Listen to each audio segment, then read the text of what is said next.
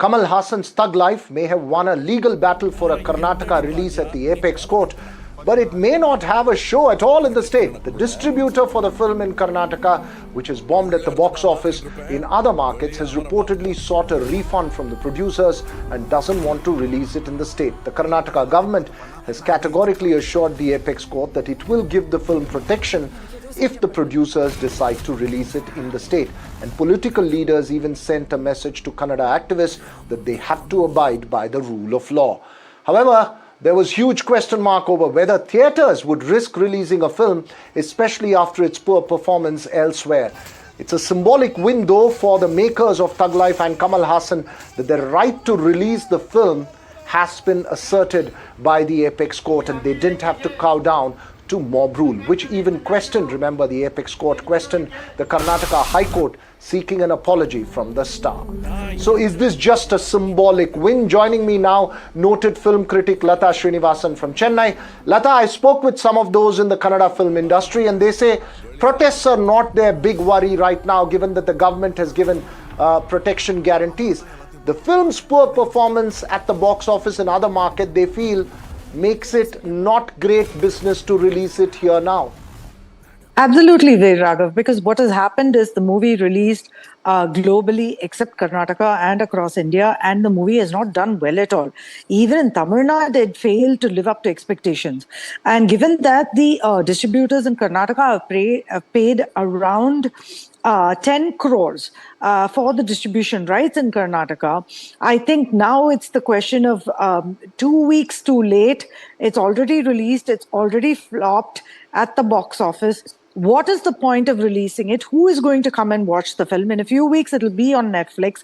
And also, there are newer films which are releasing right now. Right. So it makes that business point important there. But Lata, you know, just as an offside on this, we've spoken about the controversy all along, but Mani Ratnam, Kamal Hassan, many of us, big fans. But what's perhaps the lesson from Thug Life? That you can't ever recreate a Nayakan, and when the two teamed up together, the sense was that people were expecting another Nayakan. Yeah, absolutely. Because Nayakan, which came out 30 years ago, was a cult classic. I mean, that can never be replicated is what eventually everyone has found out today. See, today's age, the audience has evolved so much. They're exposed to world cinema, to cinema across India, thanks to OTT platforms. And also the social media, which didn't exist before, is now plays a very critical role, especially where movies are concerned. So I think there's so much that has changed in the world today. Trying to recreate something which was a classic and a super hit 30 years ago is not a great idea, and it should have been something different or left untouched, is what many fans believe, that, you know, there is only one Nayakan, and many of Kamal Hassan's films, in fact, are classics of the sort that should not, you know, be ever touched or remade again.